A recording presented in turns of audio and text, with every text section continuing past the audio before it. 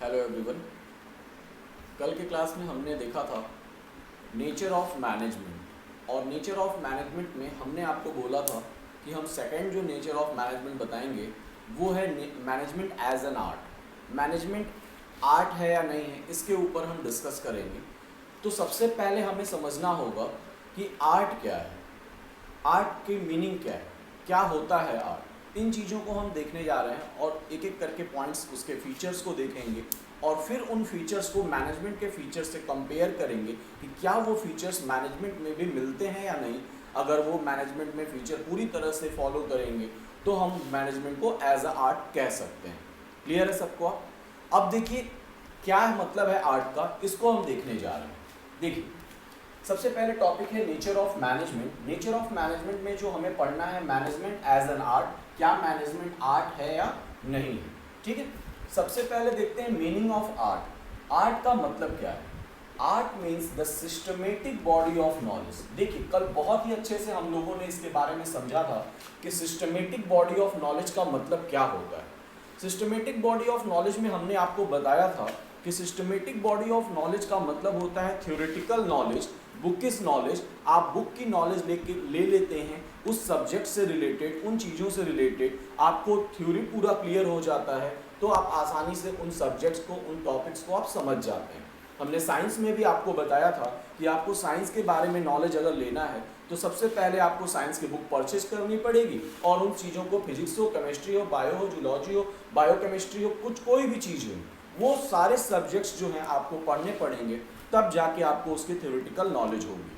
Clear है? वैसे ही हमने मैनेजमेंट में भी देखा था कि मैनेजमेंट के अंदर भी अगर आपको बिजनेस का मतलब समझना है, अकाउंट्स का मतलब समझना है, मैनेजमेंट की मीनिंग जाननी है, मैनेजमेंट के क्या कंटेंट्स हैं इनके बारे में जानना है, तो आपको थ्योरेटिकल नॉलेज लेना पड़ेगा। और थ्योरेटिकल नॉलेज के लिए आपको बुक परचेज करना पड़ेगा, या आप यूट्यूब या फिर आप पीडीएफ या कुछ भी आप देख के उन चीज़ों को, आपके पास कोई सोर्स होना चाहिए जिस सोर्सेज से आप उन नॉलेज को गेन कर सकें।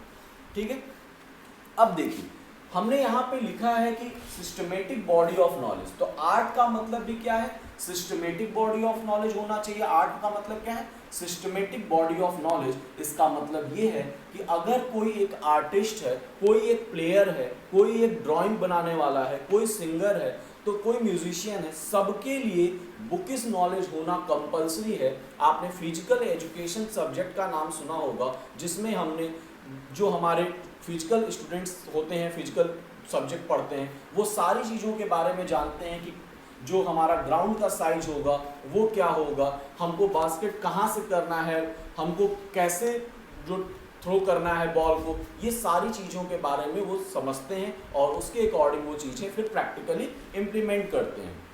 क्लियर है सबको?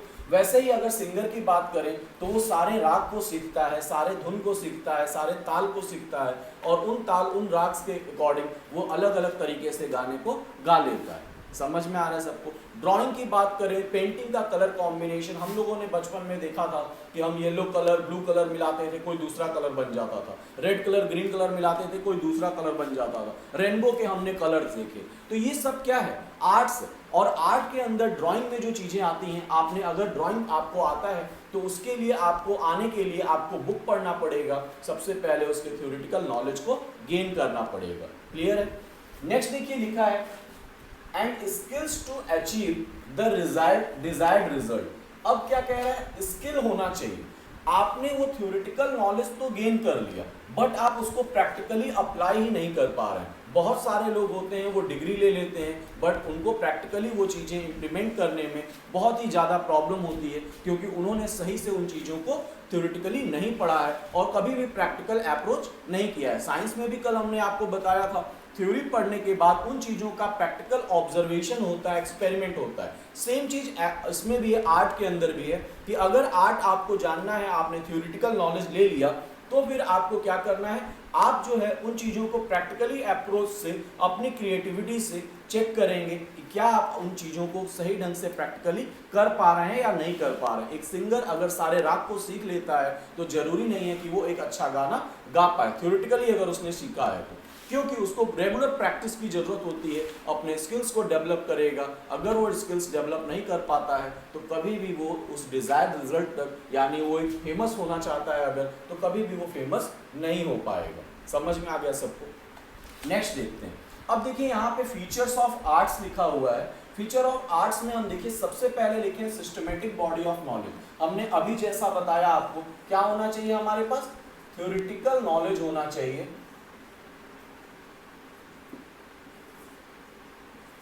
थ्योरेटिकल नॉलेज, एंड कहां से वो मिलेगा? From books. आपको बुक परचेस करने पड़ेंगे उस थ्योरेटिकल नॉलेज को गेन करने के लिए। अगर आपको थ्योरी सीखना है, उन चीज़ों के बारे में जानना है, तो आपको बुक परचेस करना पड़ेगा और उस बुक से आपको क्या मिलेगा? थ्योरेटिकल नॉलेज मिल जाएगा। और एक आप सिस्टमेटिक बॉडी ऑफ नॉलेज के बारे में जान जाएंगे कि उस सब्जेक्ट के अंदर, उस टॉपिक के अंदर, उस आर्ट के अंदर क्या बातें कही गई। क्लियर? नेक्स्ट देखिए, based on practice and creativity. अब देखिए प्रैक्टिस एंड क्रिएटिविटी दूसरा पॉइंट, दूसरा आर्ट का फीचर है कि based on practice and creativity. अब based on practice and creativity का मतलब क्या है? एक आर्टिस्ट है, उसको रेगुलर प्रैक्टिस करना बहुत ही ज्यादा इंपॉर्टेंट है। अगर वो रेगुलर प्रैक्टिस नहीं करता है तो वो चीजें उसके दिमाग से, वो चीजें वो कभी भी रेगुलरली अगर ना करने की वजह से वो चीजें भूलता जाएगा और उसकी आर्ट जो है धीरे धीरे धीरे धीरे खत्म हो जाएगी। तो प्रैक्टिस बहुत ही ज्यादा इंपॉर्टेंट है। तो अगर हम यहाँ बात करें, प्रैक्टिस का मतलब क्या है? प्रैक्टिस एक तरह का कॉन्टिन्यूअस प्रोसेस है जो कि किसी भी आर्टिस्ट के लिए कंपल्सरी, अगर वो नॉलेज गेन करना चाहता है, अगर वो मार्केट में बना रहना चाहता है, तो उसके लिए वो क्रिएटिविटी होना चाहिए उसके पास, रेगुलर प्रैक्टिस करते रहना चाहिए। अगर वो प्रैक्टिस नहीं करेगा, सारी चीजें उसके दिमाग से निकल जाएंगी और वो एक अच्छा प्लेयर, एक अच्छा सिंगर, एक अच्छा डांसर नहीं बन पाएगा। अब देखिए यहाँ क्रिएटिविटी की बात कही जा रही है। क्रिएटिविटी में देखिए हमने यहाँ स्किल्स की बात की। आप जितने भी आर्टिस्ट होते हैं, जितने भी डांसर होते हैं, जितने भी सिंगर होते हैं, सारे चाहे प्लेयर हों, सबने जो है सेम थ्योरेटिकल नॉलेज गेन किया है। सबके पास सेम थ्योरेटिकल नॉलेज है, बट रेगुलर प्रैक्टिस की वजह से कोई बहुत अच्छा सिंगर बन जाता है, कोई बहुत अच्छा प्लेयर बन जाता है। और उन थ्योरेटिकल नॉलेज को कैसे इम्प्लीमेंट करें, कैसे अप्लाई करें प्रैक्टिकली, ये अप्रोच होना सबसे ज़्यादा इम्पॉर्टेंट है। तो अगर क्रिएटिविटी के बारे में बात करें तो इसका मतलब है हाउ टू अप्लाई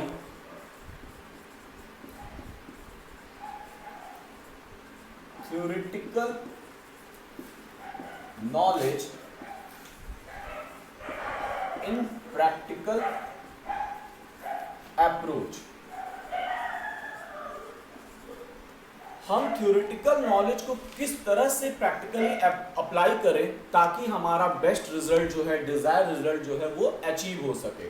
आप जितने ज़्यादा क्रिएटिव होंगे उतने ही ज़्यादा लोग आपको पसंद करेंगे। आप जितने ही ज़्यादा इनोवेटिव आइडियाज़ लाएंगे, आप जितने ही ज़्यादा इनिशिएटिव लेंगे चीज़ों को सीखने में, उतने ही ज़्यादा आप बेहतर होते जाएंगे, उतना ही ज़्यादा आपका नाम होगा, उतने ही ज़्यादा आप फेमस होते जाएंगे।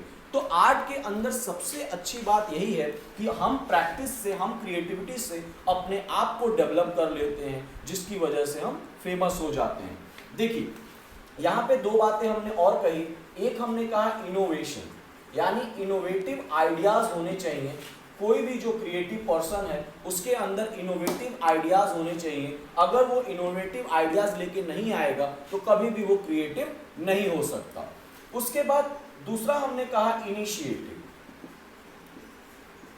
अब इनिशिएटिव का मतलब क्या है? इनिशिएटिव का मतलब यहाँ पे है कि आप जो अपने थ्योरेटिकल नॉलेज लिया, पढ़ के आप बैठ गए, अब आपको जब तक आप उन चीज़ों को प्रैक्टिकली अप्लाई नहीं करेंगे, शुरुआत नहीं करेंगे, तब तक आप रेगुलर प्रैक्टिस नहीं कर पाएंगे। और जब तक आप शुरू नहीं किए तो आप क्रिएटिव बन नहीं सकते। एक ही काम को बार बार करने पे कुछ ना कुछ डेली आपके दिमाग में नई नई चीज़ें आती हैं, तो आप और क्रिएटिव बनते जाते हैं। क्लियर है? नेक्स्ट देखिए पर्सनलाइज्ड एप्लीकेशन। अब देखिए पर्सनलाइज्ड एप्लीकेशन का मतलब क्या है? हर एक आर्टिस्ट का अपना सेट ऑफ माइंड होता है और उस सेट ऑफ माइंड के अकॉर्डिंग, वो मेंटल स्टेट के अकॉर्डिंग वो काम करता है। अब पर्सनलाइज्ड एप्लीकेशन की अगर बात करें, चाहे आप किसी भी प्लेयर का नाम ले लीजिए, चाहे किसी सिंगर का नाम ले लीजिए, सबके पास एक ही थ्योरेटिकल नॉलेज है, किसी ने कुछ अलग से नहीं पढ़ा, सबने सेम स्कूल, अलग अलग स्कूल भी पढ़े बट सब्जेक्ट जो है सेम था, सारी नॉलेज टीचर्स ने सेम दी, बट उसको प्रैक्टिकली उन्होंने अपने क्रिएटिव आइडियाज से अप्रोच किया और कोई बहुत अच्छा काम करने लगा और किसी का नाम कुछ भी नहीं हुआ। तो पर्सनलाइज्ड एप्लीकेशन का मतलब यहाँ पे ये है कि आपके पास सेम थ्योरेटिकल नॉलेज है, अब आप उसको कैसे इंटरप्रेट करते हैं लोगों के सामने। सबने राग पढ़ा है, सारे गामा पाधा निशा निधा पामा गा रे सा, सबने ये चीज़ों को पढ़ा है, लेकिन उसमें ही कोई अरिजीत सिंह हो गया, वो बहुत ही अच्छा गाना गाने लगा, कोई आपका दूसरा सिंगर हो गया, लता मंगेशकर हो गई, उनको लोग पसंद करने लगे। तो सब अपनी अपनी जगह पे अच्छा है, बस उन चीज़ों को, उन थ्योरेटिकल नॉलेज को किस तरह से आप अप्लाई कर रहे हैं, ये उस पर्सन के ऊपर डिपेंड करता है कि वो कितना ज़्यादा प्रैक्टिकली उन चीज़ों को इंटरप्रेट करता है, लोगों के सामने किस तरह से इंटरप्रेट करता है। और उस इंटरप्रिटेशन का बेहतर रिजल्ट तभी आएगा जब आप कॉन्टिन्यूसली प्रैक्टिकली अप्रोच फॉलो करेंगे। क्लियर है? तो पर्सनलाइज्ड एप्लीकेशन में हमने जो बात कही उसमें हमने कहा how to interpret the theoretical knowledge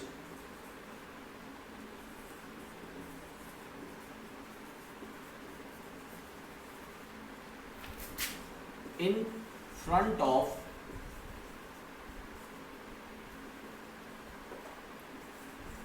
public.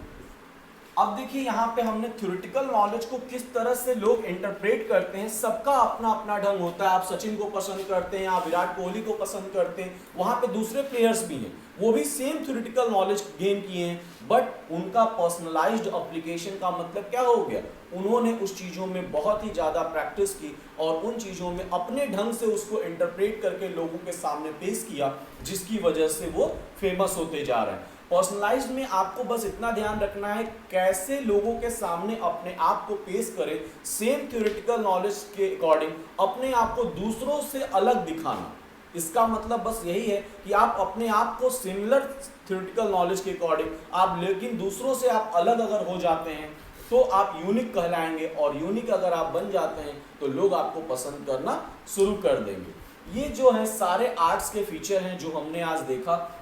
Management as art पढ़ रहे हैं, जिसमें हमने सबसे पहला देखा systematic body of knowledge. Theoretical knowledge का होना बहुत ही ज़्यादा इंपॉर्टेंट है।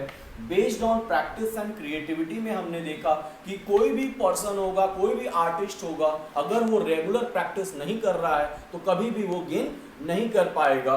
क्रिएटिव होना चाहिए, इनोवेटिव आइडियाज़ उसके दिमाग में आने चाहिए, और उन इनोवेटिव आइडियाज़ को किस तरह से इंटरप्रेट करना है लोगों के सामने, वो पर्सनलाइज्ड एप्लीकेशन होता है। अपने आप को कितना अलग करें दूसरे से, सेम थ्योरेटिकल नॉलेज गेन करने के बाद भी, वो जो है पर्सनलाइज्ड एप्लीकेशन कहलाता है। अब जो हमें पढ़ना है, हमें ये जानना है कि हम तो आर्ट पढ़ नहीं रहे, सब्जेक्ट हमारा आर्ट है नहीं, हम पढ़ रहे हैं मैनेजमेंट, तो मैनेजमेंट आर्ट है या नहीं ये हमें चेक करना है। जैसा कि हमने साइंस में आपको प्रूव करके दिखाया था कि मैनेजमेंट जो है पूरी तरह से साइंस नहीं है, इनएग्जैक्ट साइंस है, प्योर साइंस नहीं है वो।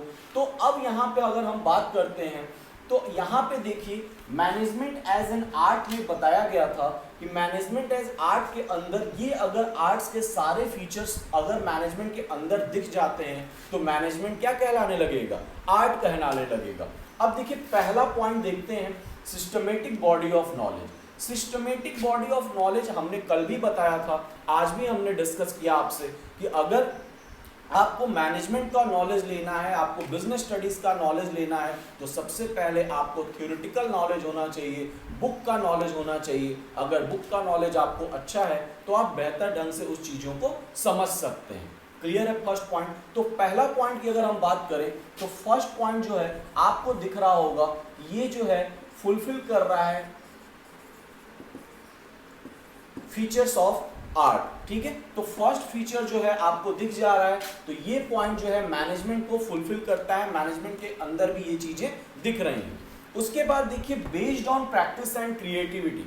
अब देखिए based on practice and creativity की अगर बात करें, एक अच्छा मैनेजर वही है जो रेगुलर काम को करता रहे। हमने मैनेजमेंट के फीचर्स में आपको बताया था कि management is a continuous process, management regularly चलता रहता है, कभी भी रुकता नहीं है। तो यहाँ पे क्या है, कॉन्टिन्यूअस प्रोसेस, यानी एक अच्छा मैनेजर वही है जो डेली कुछ ना कुछ नए आइडियाज लाए और उन आइडियाज को प्रैक्टिकली अप्रोच से इंप्लीमेंट करे, अप्लाई करे, और उन अप्लाई के बाद उसका बेस्ट रिजल्ट उसको मिलना ही मिलना है। तो कॉन्टिन्यूअसली मैनेजर जो है वर्क करता है अपने ऑर्गेनाइजेशन को डेवलप करने के लिए। एक ऑब्जेक्टिव खत्म, दूसरा ऑब्जेक्टिव स्टार्ट हो जाता है, और प्लानिंग और कंट्रोलिंग के बीच में जब हम एक्चुअल और स्टैंडर्ड का कंपैरिजन करते हैं, डेविएशन आ जाते हैं, उसको फिर दूर करने के लिए फिर से प्लानिंग करते हैं। ये क्या है, कॉन्टिन्यूअस प्रोसेस। तो मैनेजर जो है कॉन्टिन्यूअसली वर्कआउट करता है।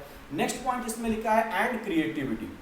मैनेजर जो है, मैनेजर का काम, मैनेजर को बोला गया कि management is a mental exercise. Management क्या है, मेंटल एक्सरसाइज है, क्योंकि उसके अंदर बहुत ही दिमाग लगाना होता है, और दिमाग लगाने से क्या होगा, आपके पास जितना आप ज़्यादा उन चीज़ों से अटैच होते जाएंगे उतने ही नए नए आइडियाज़ आपके पास आते जाएंगे। आप अकाउंट्स पढ़ते हैं, आप देखते हैं, अभी आपने देखा कि अकाउंट्स में हमने फिक्स्ड कैपिटल मेथड देखा, आपने तब तक फ्लक्चुएटिंग कैपिटल भी देख लिया। अब दोनों में से जो आपको इजी लगता है वो आप करते हैं। कुछ नई चीजें देखते हैं कि हम क्या इस तरह से भी इस मेथड को से भी क्वेश्चन कर सकते हैं। अलग अलग मेथड आप ट्राई करते रहते हैं, अलग अलग वे ट्राई करते रहते हैं, जिसकी वजह से आपका जो है टाइम भी सेव होता है और आप क्रिएटिव भी बनते जाते हैं। तो मैनेजर भी क्या है, मैनेजर रेगुलर काम को करता है और वो क्रिएटिव भी है। तो इसके साथ हमको दिखा कि आर्ट का जो दूसरा फीचर है ये भी मैनेजमेंट के अंदर दिख रहा है।